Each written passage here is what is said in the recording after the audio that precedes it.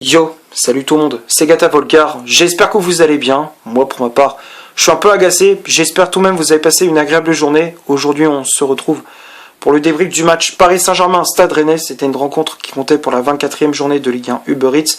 Victoire dans la douleur des Parisiens, 1-0 au Parc des Princes, le seul buteur de la rencontre est Kylian Mbappé à la 93e minute. Et avec ce résultat, le club de la capitale conserve sa place de leader avec 59 points, 18 victoires, 5 matchs nuls et une défaite, 16 points d'avance sur l'OM deuxième qui a un match en moins et 17 sur Nice troisième.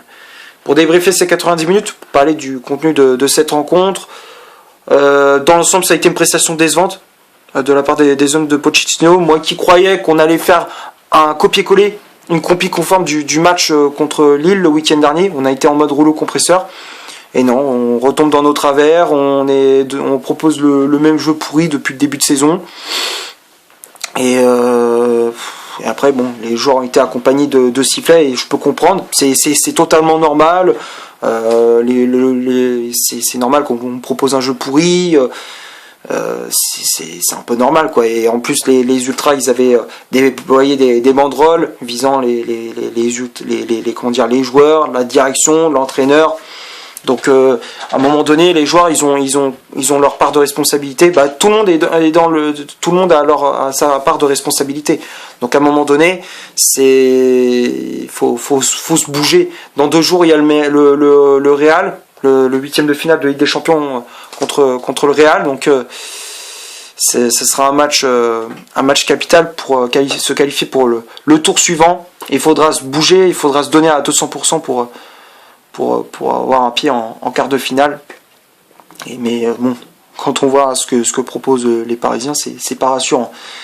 La première période, elle est pauvre. Enfin après pour rentrer, pour parler tactique, pour parler des occasions, il n'y en avait pas des masses côté parisien. C'est à compter sur le bout des doigts. Première période, la plus grosse occasion, c'est une frappe de Mbappé repoussée par le poteau. Puis derrière, Simons avait tenté de marquer, mais ça a été sauvé sur la ligne par un défenseur rennais. Ça, c'est la plus grosse occasion en première période pour le PSG. Côté rennais, il y a eu des occasions avec Martin Terrier, Bourigeaud, Santa Maria ou encore Jonas Martin. Mais heureusement pour nous, on avait un très bon Keylor Navas qui a été préféré à Donnarumma. Donc on s'en sort très bien. Première mi-temps 0-0. Deuxième période, c'est toujours pareil. Enfin, il y a aucune progression. Il y a aucune amélioration dans le jeu et il fallait attendre la 93e avec une contre-attaque emmenée par Messi. Et derrière c'est le décalage à gauche pour Mbappé qui a pris le temps de contrôler, de regarder l'action, enfin la situation, et puis il enchaîne avec une frappe. Il a enroulé, poteau rentrant, c'est le seul but du match. 1-0, mais bon, c'est pas rassurant comme je disais. Donc on va passer maintenant à la composition d'équipe que Pochettino a alignée pour cette rencontre. 4-3-3 avec Navas dans les buts, Marquinhos et Kimpembe pour former la charnière centrale, le défenseur brésilien qui avait brassard capitaine, les latéraux Hakimi à droite, Juan Bernat à gauche, Verratti en 6, Paredes et Draxler en 8 en relayeur, et le trio d'attaque Messi en faux numéro 9, Xavi Simons ailier droit, Kylian Mbappé ailier gauche. Après Pochettino qui a fait des changements, l'entrée en jeu de Nuno Mendes à la place de Bernat, Kerrer à la place d'Hakimi, Icardi à la place de Paredes, Di Maria à la place de Juan Draxler et Wijnaldum à la place de Simons. Bon, les changements, il n'y en a pas eu des masses. Alors peut-être l'entrée en jeu de Di Maria, même si ça n'a pas changé énormément de choses, mais il y a eu un petit peu plus de rythme. Ça c'est le point positif. Après le reste, rien quoi. C'est le néant total. Il y a des joueurs dans le 11, j'ai pas trop compris. Paredes, tu voyais tout le long du match, il marchait. Pour moi, il faut pas qu'il soit titulaire. J'espère que Pochettino, il va pas le mettre titulaire contre le Real. Il faut surtout pas qu'il soit titulaire parce que là, on se fait bouffer. Face à Modric, Casemiro, Kroos, on se fait bouffer. Ça, c'est clair. Donc pour moi, faut mettre Verratti. Tu mets qui tu veux, tu peux mettre Danilo même, tu peux mettre Wijnaldum, tu peux mettre qui tu veux, mais tu mets pas Paredes au milieu de terrain, ça c'est clair. Là, Paredes, il a pas été bon du tout durant cette rencontre. On va passer maintenant au stade de cette rencontre. On va commencer par les Parisiens, 64% de possession de balle, 5 corners, 6 tirs au total, dont une frappe cadrée. La seule frappe cadrée, c'est le but de Mbappé. Franchement, c'est comme ça prouve que offensivement, c'est très pauvre.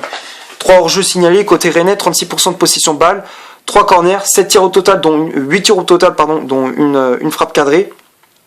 3 hors-jeux signalés également.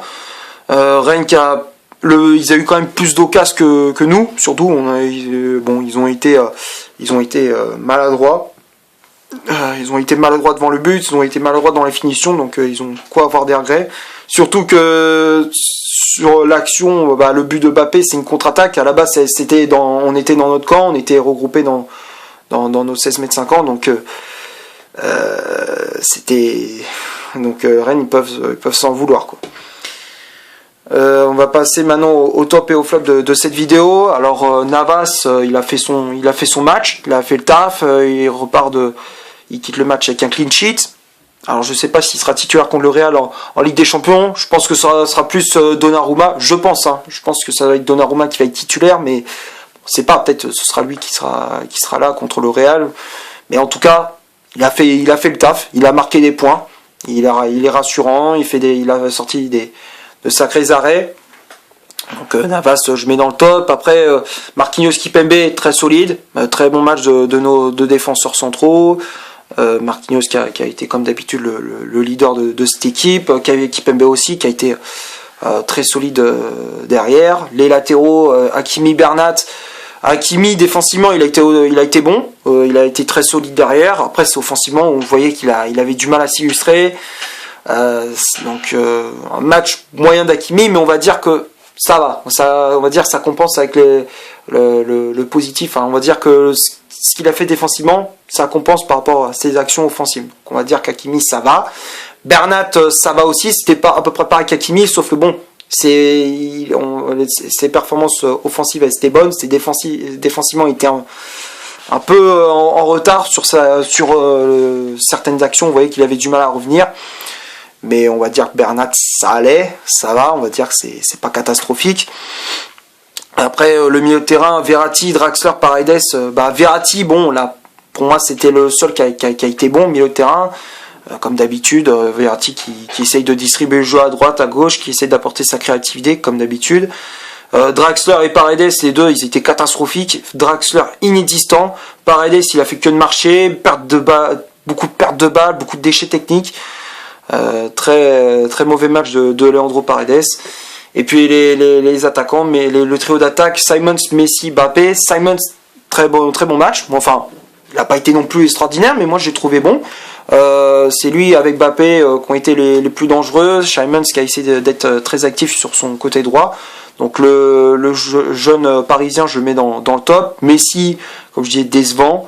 Alors même s'il a essayé, il a énormément décroché pour proposer des solutions à ses partenaires, mais dans le jeu, il proposait que dalle. Contrairement à Lille où il était bon, là cette fois-ci, il a beaucoup perdu de balles. Il y a eu beaucoup de pertes de balles, des actions manquées. Enfin, voilà, c'est Messi, c'est un match à vite oublier. J'espère qu'il sera plus actif contre le Real en Champions League, je l'espère.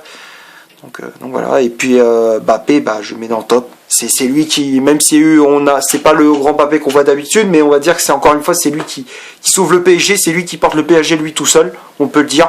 C'est lui qui porte le PSG lui tout seul, c'est lui qui permet au PSG de remporter le match, de gagner les 3 points, de remporter les 3 points. Donc merci Mbappé.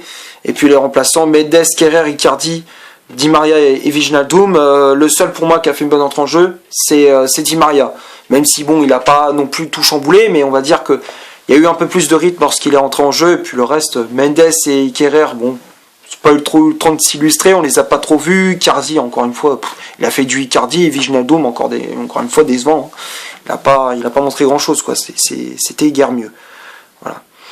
Donc j'ai fait à peu près le tour pour ce débrief. J'espère que ça vous a plu. Si c'est le cas, vous laissez un énorme like. Tu cliques ici pour t'abonner. Tu cliques ici pour avoir une autre vidéo si tu souhaites. N'hésite pas à faire un petit tour sur mon compte Instagram. Le lien est dans la description. Et d'ici là, portez-vous bien. On se retrouve pour un prochain débrief. Ciao.